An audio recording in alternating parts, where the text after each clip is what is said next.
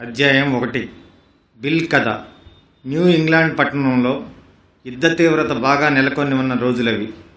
ఫ్లాట్స్బర్గ్కు చెందిన క్రొత్త యువ ఆఫీసర్లమైన మేము ప్రత్యేక బాధ్యత మీద అక్కడికి పంపబడ్డాం. ఆ పట్టణ ప్రథమ పౌరులు మమ్మలను వారి ఇళ్లకు తీసుకువెళ్ళినప్పుడు మేము వీరులుగా భావించుకొని ఉప్పొంగిపోయాం. అభిమానం, అభినందన, యుద్ధం మిళితమైన వాతావరణంలో సంతోషం, చతురోక్తులతో నిండిన గొప్ప క్షణాలవి. ఎట్టకేలకు జీవన స్రవంతిలో భాగమయ్యాను.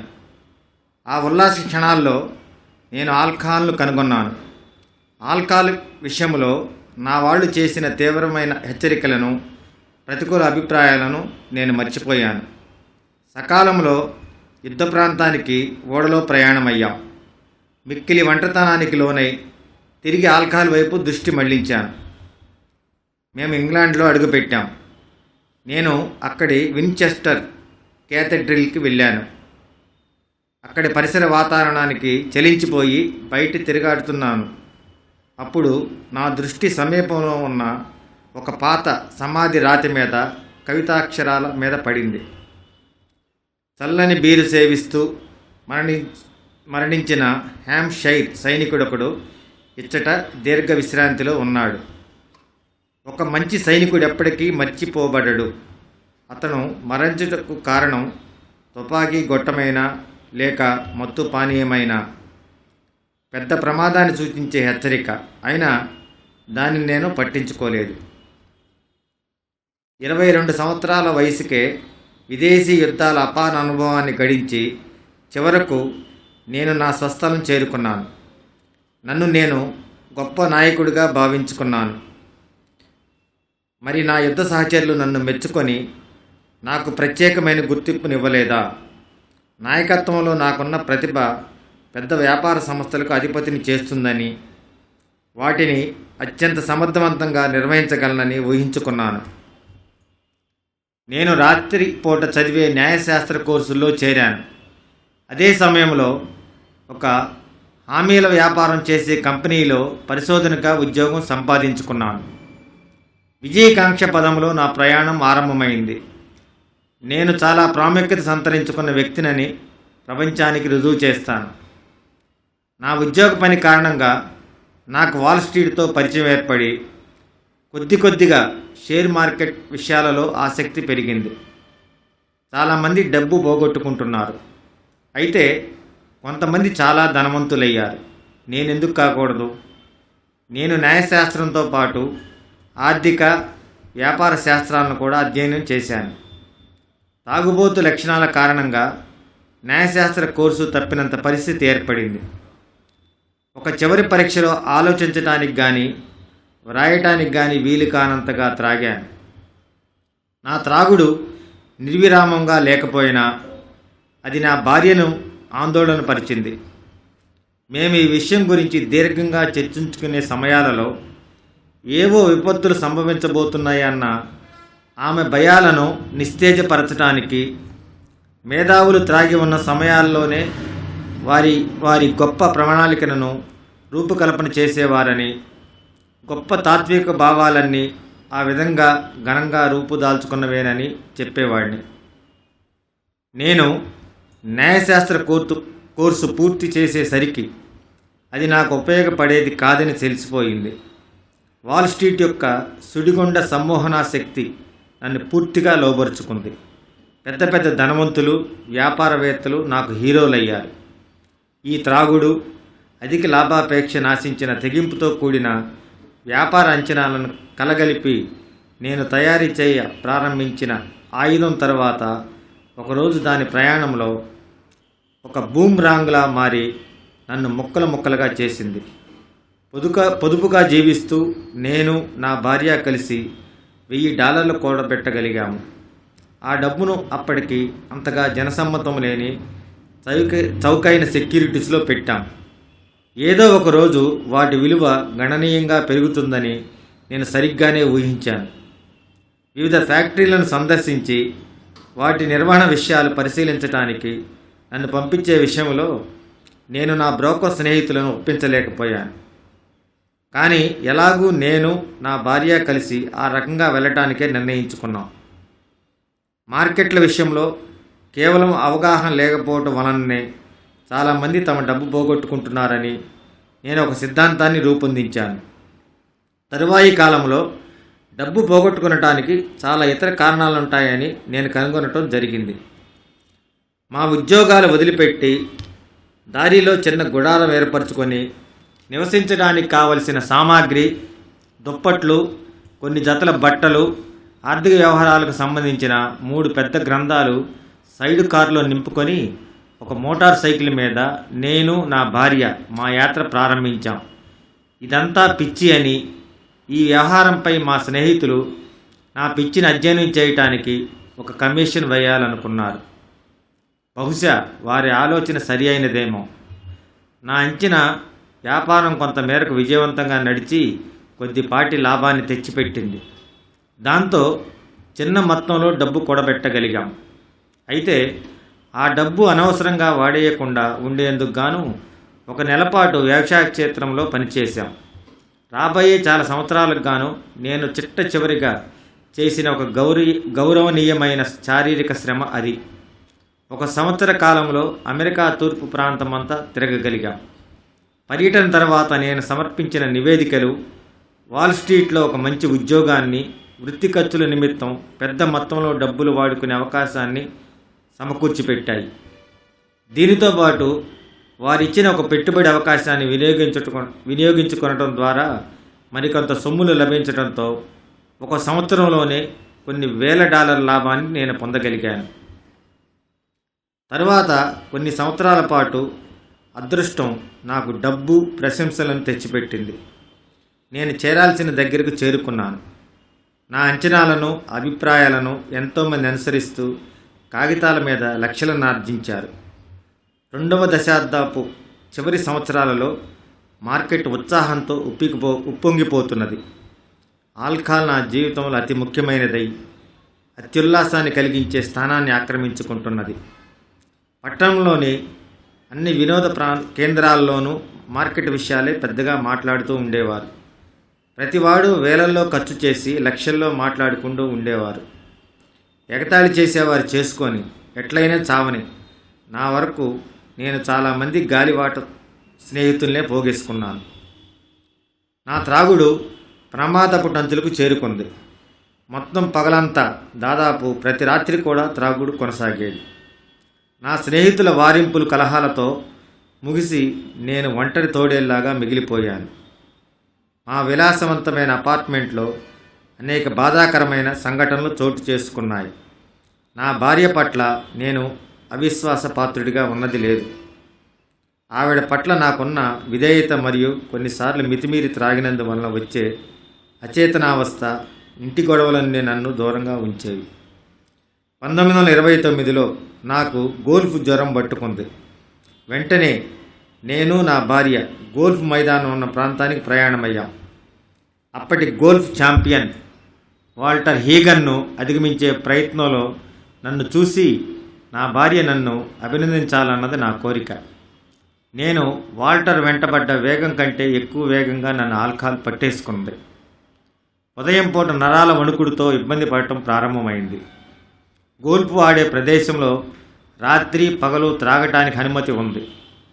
కుర్రతనంలో నాలో ఎంతో ఉత్సాహం, విస్మయం రేకెత్తించిన ఆ గోల్ఫ్ ప్రత్యేక కోర్సులో బంతి కొట్టుకుంటూ తిరగటం సరదాగా ఉండేది. బాగా డబ్బున్న వారికి ఉండే శరీర ఛాయ నాకు కూడా వచ్చింది. అక్కడి బ్యాంకరు నేను పెద్ద మొత్తంలో చెక్కులు ఇవ్వటం, తీసుకోవటం అనుమానంతో కూడిన ఓ రకమైన పరిహాసంతో గమనించేవాడు. 1929 అక్టోబర్లో అకస్మాత్తుగా న్యూయార్క్ స్టాక్ ఎక్స్చేంజ్లో దారుణ పరిస్థితి చోటు చేసుకుంది. ఆ భయానక రోజుల్లో ఒకరోజు నేను హోటల్ బార్ నుంచి తూలుకుంటూ ఒక బ్రోకరేజ్ ఆఫీస్కి వెళ్ళాను. సమయం 8 అయ్యింది. అప్పటికి షేర్ మార్కెట్ ముగించేసి 5 గంటలయ్యింది. స్టాకు ధరలు ముద్రించే యంత్రం కొట్టుకుంటూనే ఉంది. ధరల టేపు పైన XYZ 32 అని ముద్రించబడి ఉన్న చోట నా దృష్టి నిలిచిపోయింది. ఆ రోజు ఉదయం దాని ధర 52. అంతే, నేను అయిపోయాను. నాతో నాతో పాటు చాలామంది మిత్రుల పని కూడా అయిపోయింది. హై ఫైనాన్స్ భవంతుల బురుజుల నుండి దూకి మరణించిన వ్యక్తుల గురించి వార్తాపత్రికలో కథనాలు వచ్చాయి. అవి నాకు అసహ్యాన్ని కలిగించాయి. నేను మాత్రం అలా దూకను. తిరిగి బారుకు వెళ్ళాను. నా మిత్రులు ఆ రోజు ఉదయం 10 గంటల నుండి లక్షల్లో బాగొట్టుకున్నారు. అయితే ఏంటి, రేపు అనేది మరొక రోజు. నేను త్రాగుతున్న కొలది గతంలో నాలో గెలవాలనే పాత కృతనిశ్చయం తిరిగి రాసాగింది.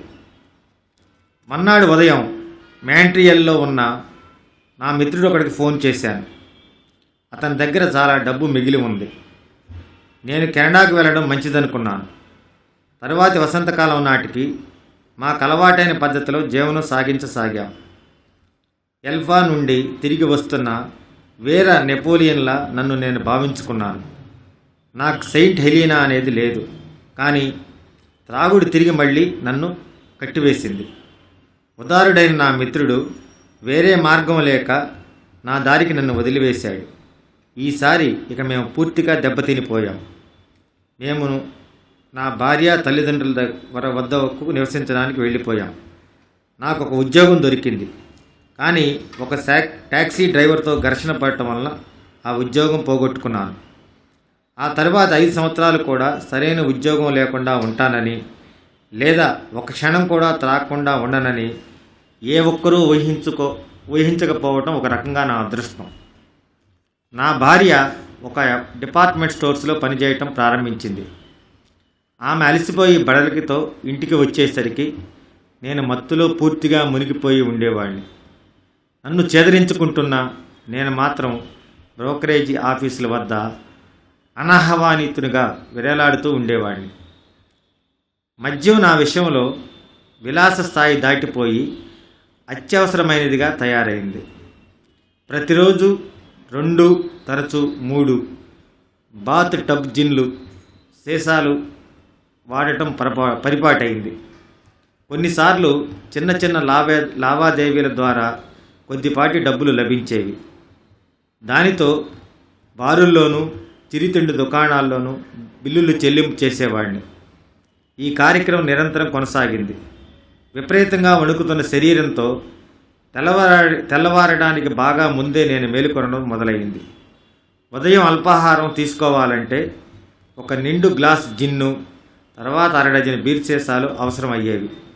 అయినప్పటికీ పరిస్థితిని నా అదుపులో ఉంచుకోగలనన్న విశ్వాసం మాత్రం నాలో ఉండేది. మధ్యలో అప్పుడప్పుడు సోబరుగా ఉన్న సమయాలు ఉన్నాయి. అవి నా పట్ల నా భార్య కొన్న ఆశను పునర్జీవింపజేసేవి.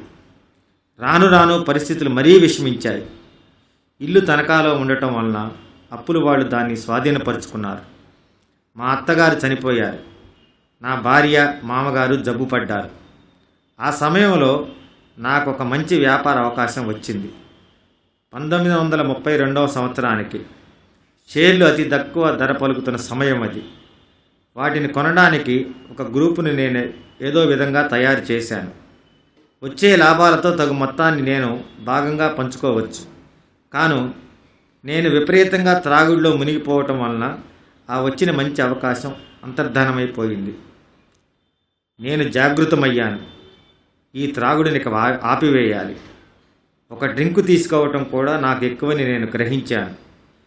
ఇక ఎప్పటికీ నా పని అయిపోయింది. గతంలో నేను ఎన్నో తీపి వాగ్దానాలు చేశాను.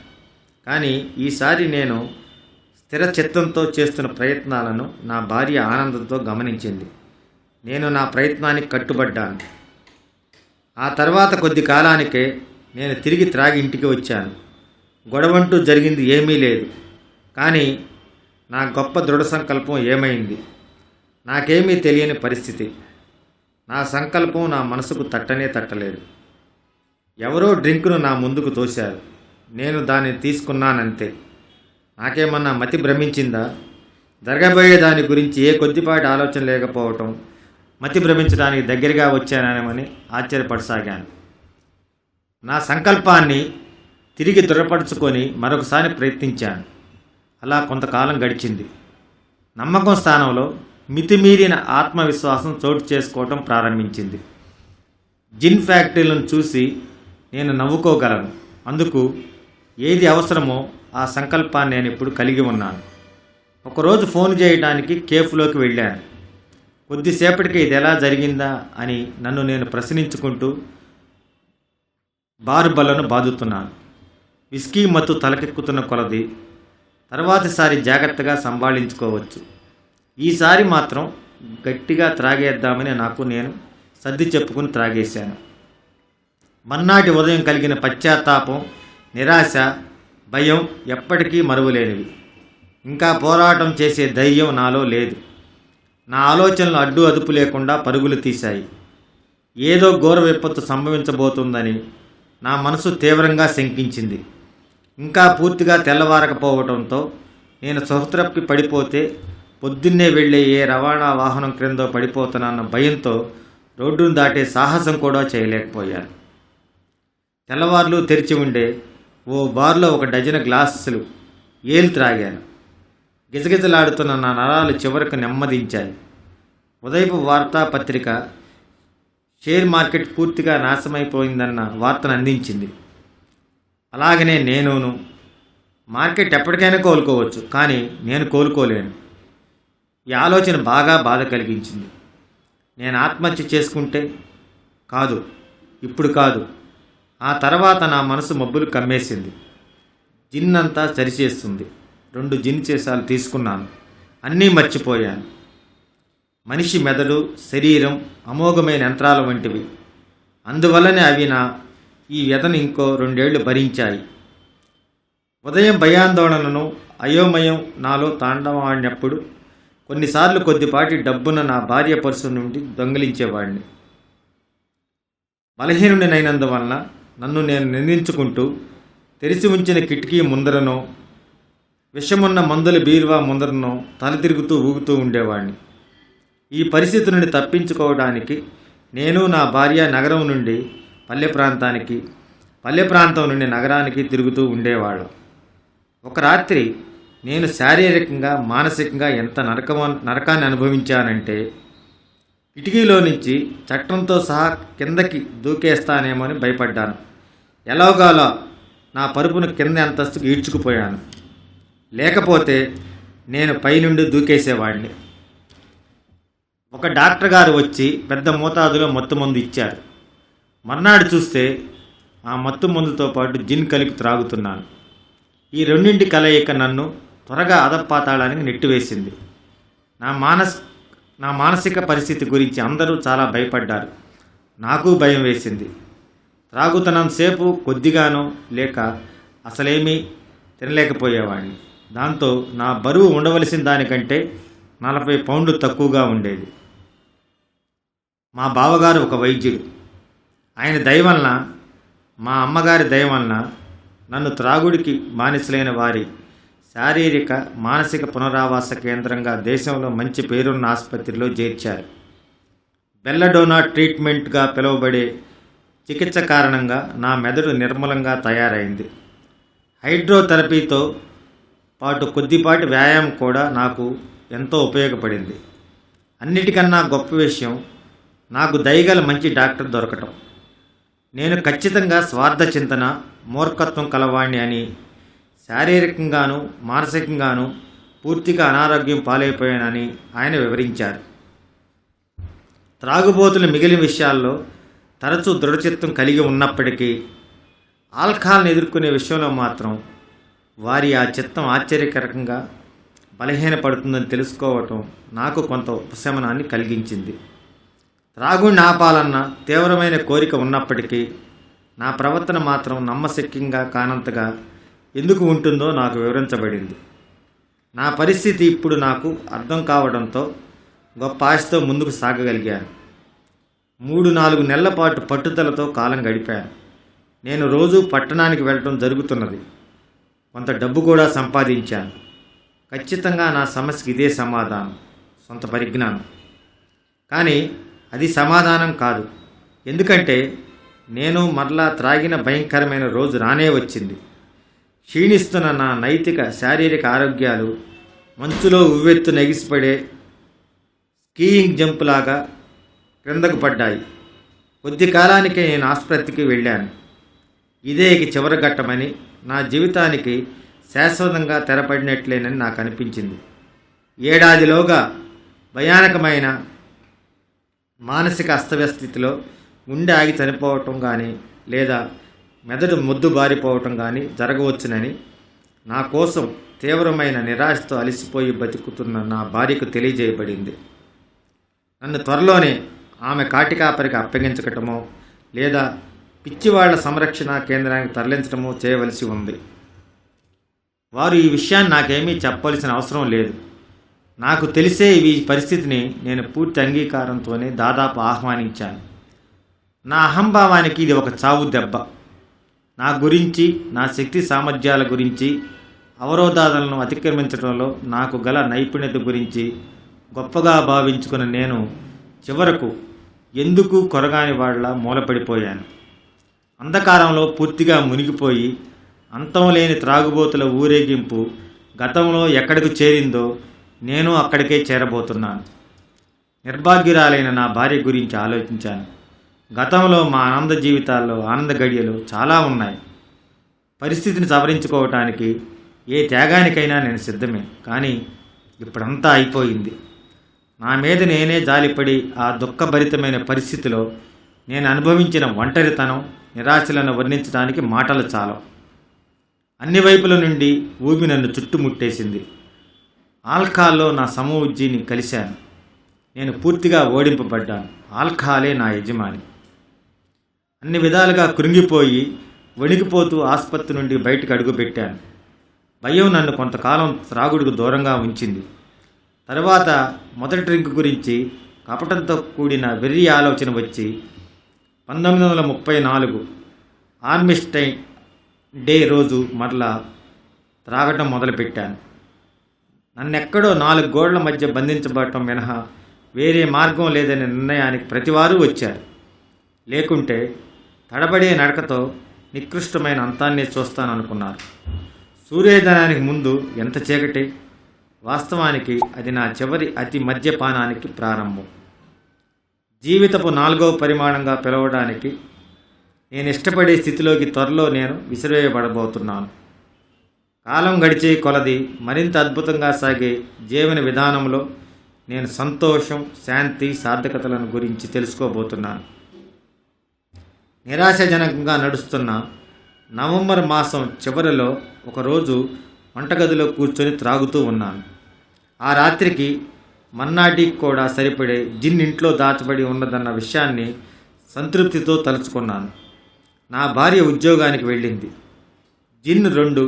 జిన్ను నిండు సీసాను ఒకదాన్ని మా మంచం తలవైపు దాయటానికి సాహించగలనా అని అనుకొనసాగాను. తెల్లవారేలోగా అది నాకు అవసరం. టెలిఫోన్ మోగిన ధ్వనితో నా ఆలోచనలకు అంతరాయం కలిగింది. ఎప్పుడో స్కూల్లో నాతో కలిసి చదువుకున్న బాల్య స్నేహితుని ఉల్లాసంతో కూడిన గొంతు అది. అతడు నన్ను కలవడానికి రావచ్చా అని అడిగాడు. అతను సోబర్గా ఉన్నాడు. అతను సోబర్గా న్యూయార్క్ రావటం అనేది జరిగి చాలా సంవత్సరాలైనట్టుగా నాకు జ్ఞాపకం. నేను దిగ్భ్రాంతి చెందాను. ఆల్కహాల్ వలన కలిగిన పిచ్చితనానికి అతను ఒక నిర్బంధ సంరక్షణాలయానికి పంపబడ్డాడని ఒక పుకారు ఉంది.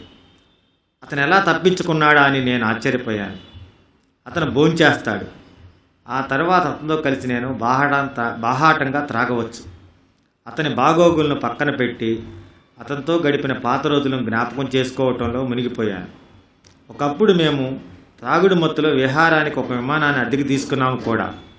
అతని రాక భయంకరమైన నిర్జన ఎడారి నిరర్ధకతలో ఒక వయాసిస్ లాంటిది. అదే ఒక వయాసిస్. త్రాగుబోతులు అలాగే ఉంటారు. తలుపు తెరుచుకుంది. నిగనిగలాడే చర్మంతో మంచి వెలుగుతో అతని గుమ్మంలో నిలబడి ఉన్నాడు. అతని కళ్ళల్లో ఏదో ప్రత్యేకత కనబడుతున్నది. అతడు అనిర్వచనీయంగా భిన్నంగా ఉన్నాడు. ఏం జరిగి ఉంటుంది? నేను డ్రింకును ఒకదాన్ని అతని ముందుకు త్రోశాను. అతను వద్దన్నాడు. నేను నిరాశపడ్డాను. కానీ నాకు ఆసక్తి కలిగింది. అతనికి ఏమైందా అని ఆశ్చర్యపోయాను. అతను ఇలాగా లేచాడు. చెప్పు, ఏమిటిదంతా అని ప్రశ్నించాను. తిన్నగా నా వైపు చూసి నిరాడంబరంగా చిరునవ్వుతో అతడు చెప్పాడు, నేను మత విశ్వాసకుడు నయ్యాను. నేను విభ్రాంతి చెందాను. అయితే అది సంగతి. గత వేసవి రోజుల్లో అతను ఒక ఆల్కహాలిక్ పిచ్చివాడు. ఇప్పుడు కొంత మత పిచ్చి కూడా ఎక్కిందని నేను అనుమానించాను. అతని చూపులు నక్షత్రాల్లాగా మెరుస్తున్నాయి. అవును, నా పాత స్నేహితుడు మంచి ప్రేరణ పొంది ఉన్నాడు. అయితేనేమి, అతని మానాన అతన్ని ప్రేలాపన చేయని, అంతేగాక అతని ఉపదేశం కంటే నా జిన్ ఎక్కువ సమయం తీసుకుంటుంది. కానీ అతని బోధనలు ఏమీ చేయలేదు.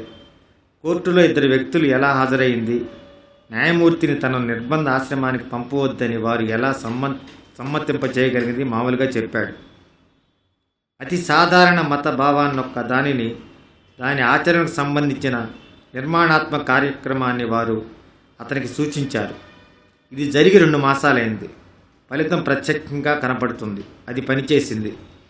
అతను తన అనుభవాలను నాకు అందించాలని వచ్చాడు. అది కూడా నేను తీసుకోవటానికి ఇష్టపడితేనే.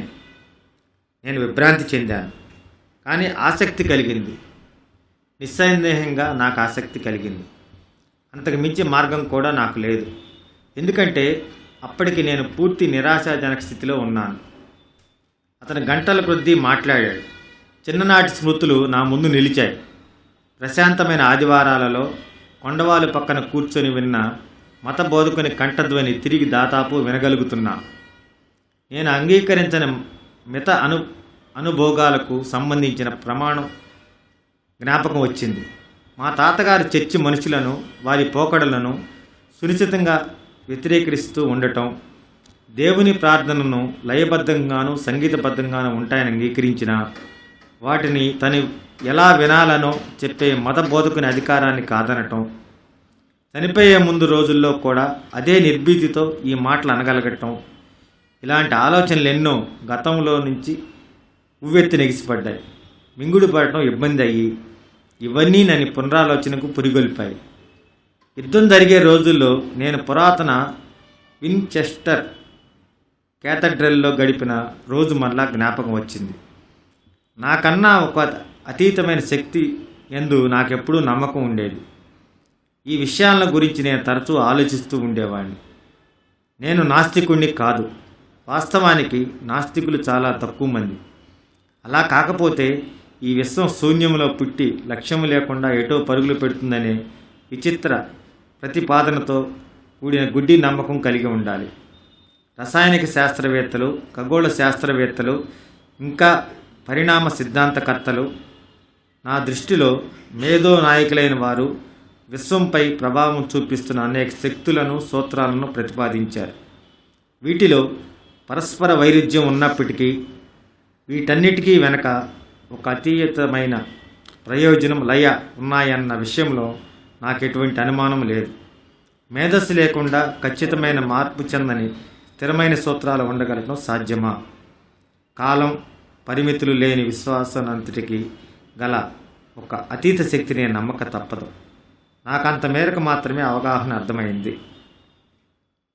ఈ విషయం వద్దనే ప్రపంచ మతాలు, వాటి బోధకులతో నేను విభేదించాను. వారు నాకు వ్యక్తిగతమైన దేవుని ప్రేమ, మానవాతీత శక్తి మరియు నిర్దేశికత గురించి మాట్లాడినప్పుడల్లా నాకు చికాకు కలిగేది. అలాంటి సిద్ధాంతాన్ని వ్యతిరేకిస్తూ నా మెదడు పూర్తిగా మూసుకుపోయేది. క్రీస్తుకు సంబంధించినంత వరకు ఆయన ఒక గొప్ప మానవుడని అంగీకరించాను. ఆయనను ప్రకటించుకున్న వారికి ఆ గొప్పతనాన్ని దగ్గరగా కూడా ఆపాదించలేను. ఆయన నైతిక ప్రబోధాలు నిజంగా ఎంతో అద్భుతమైనవి. నా వరకు నేను అనుసరణీయంగాను సులభంగాను అనిపించిన వాటిని ఆమోదించి స్వీకరించాను. మిగిలిన వాటిని నేను పట్టించుకోలేదు.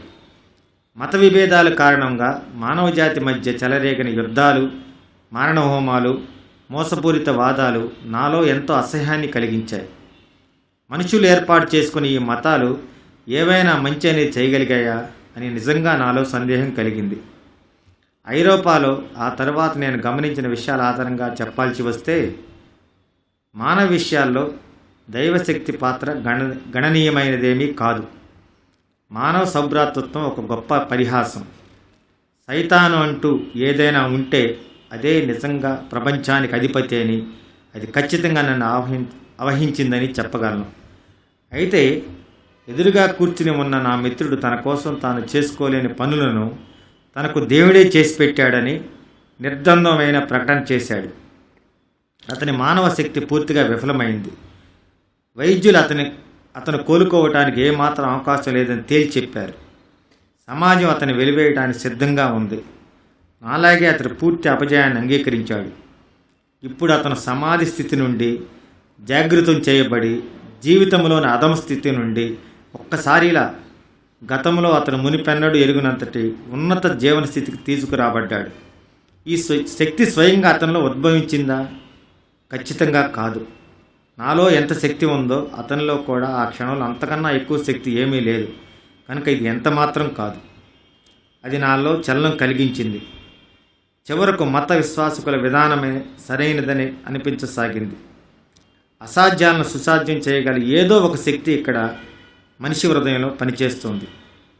అద్భుతాలు జరిగే విషయంలో నా అభిప్రాయాన్ని అప్పటికప్పుడే పూర్తిగా సరిదిద్దుకున్నాను. దుర్గంధపూరితమైన గతాన్ని పట్టించుకోని అవసరం లేదు. ప్రస్తుతం నా వంటింటి టేబుల్ దగ్గర నా ఎదురుగానే ఒక అద్భుతం నా మిత్రుని రూపంలో కూర్చుని ఉంది. అతను ఎంతో గొప్ప విషయాన్ని ఎలుగెత్తి చాటాడు. నా మిత్రుడు అంతర్గతంగా పునర్వ్యవస్థీకరింపబడిన దానికంటే ఎంతో ఉన్నతంగా నాకు గోచరించాడు. అతని సరళి ప్రత్యేకంగా ఉంది. అతని భావాల వేరులు ఒక కొత్త నేలలో పాదుకొలుపుతున్నాయి. నా ఎదుటిన్న నా మిత్రుడు నాకు ఒక సజీవ ఉదాహరణగా కనిపిస్తున్నప్పటికీ పురాతన పక్షపాత నిరుపయోగ భావాలు నన్ను వదిలిపెట్టలేదు. దేవుడు అనే పదం ఇంకా నాలో ఒక రకమైన అయిష్టతను రేకిస్తూనే ఉంది. నా కోసం వ్యక్తిగతంగా ఒక దేవుడు ఉండవచ్చు అనే ఆలోచన ఈ అయిష్టతాభావాన్ని మరింత బలోపేతం చేసింది. ఈ రకమైన ఆలోచనను ఈ అయిష్టతాభావాన్ని మరింత బలోపేతం చేసింది. ఈ రకమైన ఆలోచన నేను ఇష్టపడలేదు. స్వతసిద్ధమైన మేధస్సు, విశ్వాత్మ, ప్రకృతి యొక్క శక్తి అనే భావాలను నేను గౌరవించగలను. కానీ ఆయన అధీనత ఎంత ప్రేమమైనప్పటికీ స్వర్గాన్ని పరిపాలించే దేవుడు ఒకడు ఉన్నాడని చెప్తే మాత్రం అంగీకారయోగ్యంగా అనిపించలేదు. ఆ తర్వాత కాలంలో ఈ రకంగా భావించిన అనేక మంది వ్యక్తులతో ఈ విషయంపై నేను మాట్లాడటం జరిగింది. నా మిత్రుడు అప్పుడు వినూతంగా గోచరించిన ఒక సూచన నాకు చేశాడు. దేవుడిని నీకు అర్థమైన రీతిలో నువ్వు ఎందుకు నిర్వచించుకోకూడదు అని అతను అన్నాడు. అతడు అన్నది నాకు చాలా సూటిగాను ఎంతో పదునుగాను తగిలింది. అది ఎన్నో సంవత్సరాలుగా దాని నీడలో వణుకుతూ బ్రతుకుతున్న ఆ మేధో మంచు పర్వతాన్ని కరిగించి వేసింది. ఎట్టకేలకు నేను సూర్యుని ప్రకాశవంతమైన కాంతిలో నిలబడ్డాను. నాకంటే ఉన్నతమైన శక్తిని ఒకదాన్ని విశ్వసించడానికి నేను అంగీకారం కలిగి ఉంటే చాలు. నేను సరికొత్త జీవితం ప్రారంభించడానికి అంతకు మించి కావలసింది ఏమీ లేదు. ఎదుగుదల ఆ కను నుండే ప్రారంభం కాగలది నేను గ్రహించగలిగాను. సంపూర్ణ అంగీకారం అనే పునాదులపై నా మిత్రుల్లో ఏమి చూశానో అది నేను నిర్మించుకోగలను. నాకు అది లభిస్తుందా? తప్పకుండా లభిస్తుంది. ఆ విధంగా దేవుణ్ణి మనం కావాలనుకుంటే మానవులమైన మనందరి క్షేమాన్ని ఆయనే చూసుకుంటాడన్న విషయానికి నేను పూర్తిగా ఒప్పించబడ్డాను. ఎట్టకేలకు నా కళ్ళారా నేను చూడగలిగాను. ఆ భావనను పొందగలిగాను, విశ్వసించగలిగాను. గర్వము, పక్షపాతము అనే పొలుసుల పొరలు నా కళ్ళ నుంచి రాలిపోయాయి. ఓ సరికొత్త ప్రపంచం గోచరమైంది. క్యాథెడ్రల్ వద్ద నేను పొందిన అనుభవం యొక్క వాస్తవ ప్రాముఖ్యత నన్ను ఒక్కసారిగా కమ్ముకుంది. ఒక్క క్షణం పాటు దేవుని అవసరం కలిగి ఆయన కావాలని నేను కోరుకున్నాను. ఆయన నాతో ఉండాలని వినయపూర్వకమైన అంగీకారంతో కూడిన కోరిక నాలో కలిగింది. ఆయన అనుగ్రహించాడు.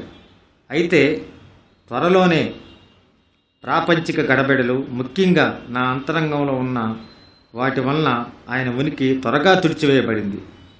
ఈ పరిస్థితి అప్పటి నుండి అలాగే కొనసాగింది. నేను ఎంత గుడ్డితనంగా ఉన్నాను.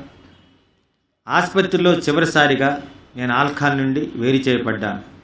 సంధి ప్రేలాపన లక్షణాలు కనిపించడంతో వైద్యం చేయించుకోవడం చాలా తెలివైన పనిగా తోచింది. నేను అర్థం చేసుకున్న దేవుడు నా విషయంలో ఏమి చేయదలుచుకున్నాడో అదే చేయమని అతనికి నన్ను వినయపూర్వకంగా అర్పించుకున్నాను.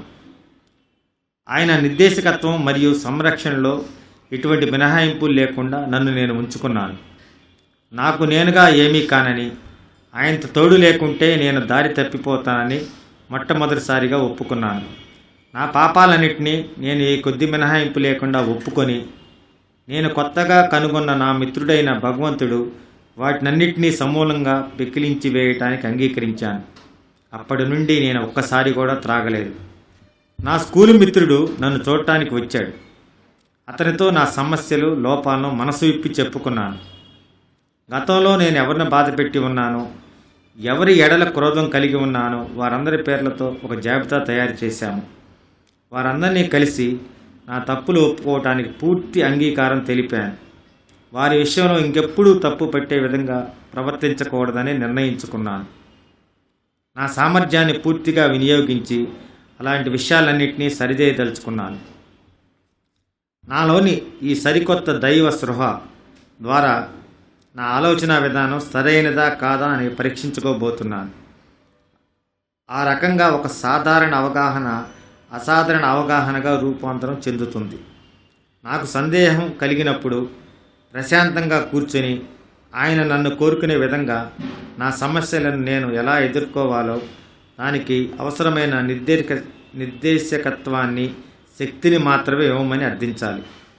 నా ప్రార్థనలు ఇతరులకు నన్ను ఎలా ఉపయుక్తిని చేస్తాయనుకున్న విషయాల్లో తప్ప నా కొరకు నేనెప్పుడూ ఆయన ప్రార్థించుకోకూడదు.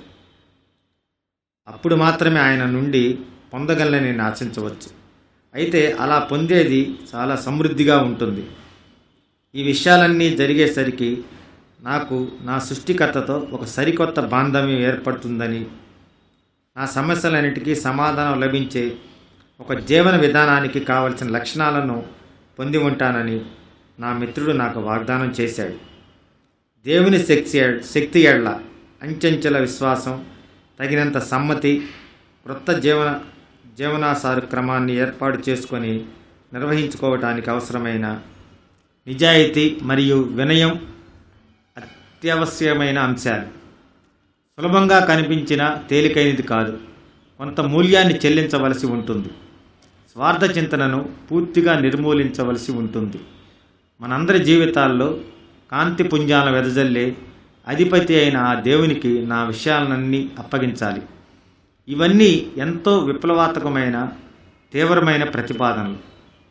అయితే వాటిని నేను పూర్తిగా అంగీకరించే క్షణం నుండి వాటి ప్రభావం నాలో విద్యుత్తులాగా ప్రవహించింది. ఏదో విజయాన్ని సాధించిన అనుభూతి, ఆ తర్వాత ఇంతకు మునుపు నేనెన్నడూ ఎరుగని శాంతి, ప్రశాంతత కలిగాయి. నాలో సంపూర్ణమైన ఆత్మవిశ్వాసం ఏర్పడింది. నేను గాలిలో తేలిపోతున్న భావన, స్వచ్ఛమైన కొండగాలి నా మీదుగా పదే పదే వీస్తున్న అనుభూతి. చాలామంది విషయంలో దేవుడు క్రమక్రమంగా వస్తాడు, కానీ నా విషయంలో మాత్రం ఆయన ప్రభావం అకస్మాత్తుగాను గాఢంగాను పడింది. క్షణికాలం భయభ్రాంతుడయ్యాను. నేను ఇంకా పూర్తిగా మానసిక ఆరోగ్యంతో ఉన్నానా అని నా డాక్టర్ మిత్రుడిని పిలిచి అడిగాను. నేను మాట్లాడుతుంటే ఆయన ఆశ్చర్యపోతూ వినసాగాడు. ఆయన చివరికి తల ఊపుతూ, నాకు అర్థం కానిది ఏదో నీకు జరిగింది, అయితే నీవు దానిని పట్టుకు ఉండిపోవటం మంచిది. ఇప్పటి నీ స్థితి కన్నా ఏదైనా మంచిదే అన్నాడు. సహృదయైన డాక్టర్ ఇప్పుడు ఎంతోమంది ఇటువంటి అనుభవాలనే కలిగి ఉన్న వారిని చూస్తున్నాడు. ఈ అనుభవాలన్నీ పూర్తిగా వాస్తవమేనని ఆయనకు తెలుసు. నేను హాస్పిటల్లో పడుకుని ఉండగా నాకు ఒక ఆలోచన వచ్చింది. నాకు ఎంతో ఉచితంగా అందించబడిన సహాయం ఎన్నో వేల మంది నిరాశ, నిస్పృహలతో కూడి ఉన్న త్రాగుబోతులు అందితే వారెంతో సంతోషిస్తారు. బహుశా వారిలో కొంతమందికి నేను సహాయపడగలను. వారు వారి వంతుగా మిగిలిన వారితో కలిసి పనిచేయవచ్చు. నా వ్యవహారాలన్నిటిలోనూ నేను ఈ విషయాలను ఆచరించవలసిన అవసరం ఎంతైనా ఉందని నా మిత్రుడు నాకు నొక్కి చెప్పాడు.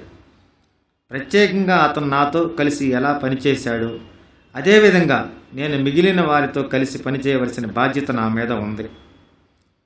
కార్యాసాధన లేని విశ్వాసం మరణ సమానమని నా మిత్రుడు చెప్పాడు. త్రాగుబోతు విషయంలో ఇది ఎంత గంభీరమైన నిజం.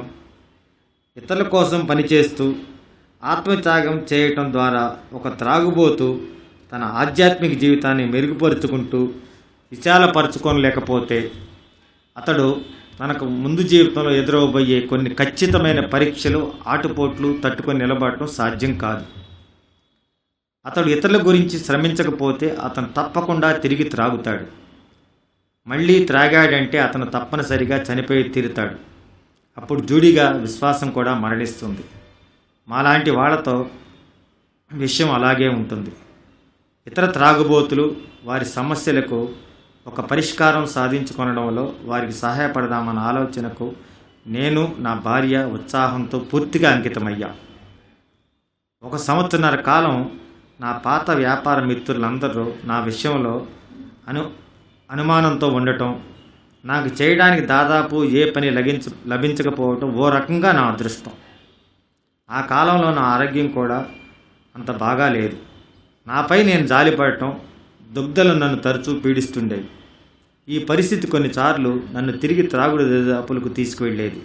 అయితే మిగతా అన్ని ప్రయత్నాలు విఫలమైనప్పుడు వేరొక త్రాగుబోతో కలిసి పనిచేయటం వలన ఆ రోజుకు త్రాగుడుకు దూరంగా ఉండగలని త్వరగా గ్రహించాను.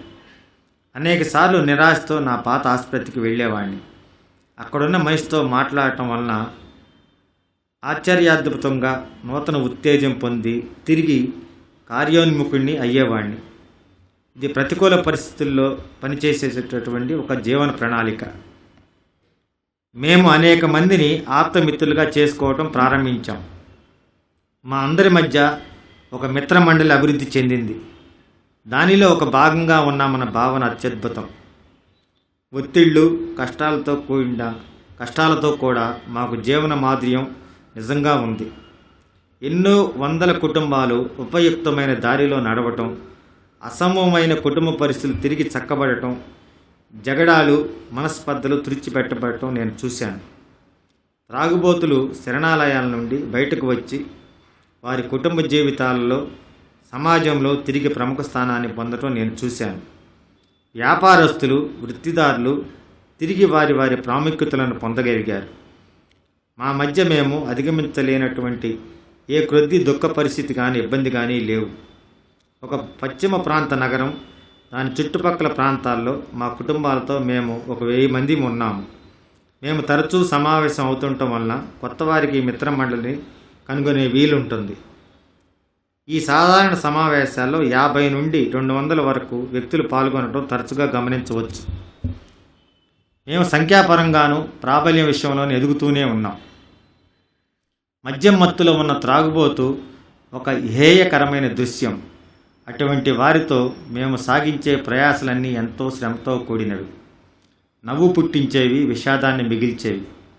ఒక దురదృష్టవంతుడు నా ఇంట్లోనే ఆత్మహత్య చేసుకున్నాడు. అతను మా జీవన శైలిని చూడనిష్టపడలేదు. అయితే ఈ విషయాలన్నిటి చుట్టూ ఎంతో ఉల్లాసభరితమైన వాతావరణం చోటు చేసుకుని ఉంటుంది. ఇక్కడి ప్రాపంచికతను, హాస్యభరిత జీవన విధానాన్ని గమనించే కొంతమంది ఎంతో ఆశ్చర్యపడతారని నేను అనుకుంటాను. వీటన్నిటి వెనక కనిపించిన చిత్తశుద్ధి దాగి ఉంది. విశ్వాసం అనేది రోజుకి 24 గంటలు మా ద్వారా పనిచేస్తూ ఉండాలి. లేకపోతే మేము నశించిపోతాము. ఊహా స్వర్గం కోసం ఇది దాటి చూడవలసిన అవసరం లేదని మాలో చాలామంది భావిస్తాం. ఆ స్వర్గం ఇక్కడే మాతో ఉంది. నా మిత్రుడు మా వంటగదిలో చేసిన సరళ సంభాషణ భూమి మీద విస్తృతమవుతున్న శాంతి వలయాలలో మానవాళి సౌహార్దత్వంలో రోజురోజుకి విగుణీకృతమవుతున్నది. BWAA సంయుక్త వ్యవస్థాపకులు 1971 జనవరి 24న స్వర్గస్థులైనారు. 1998 నాటికి ఏఏలో 1,766 పైగా గ్రూపులు ఉన్నాయి.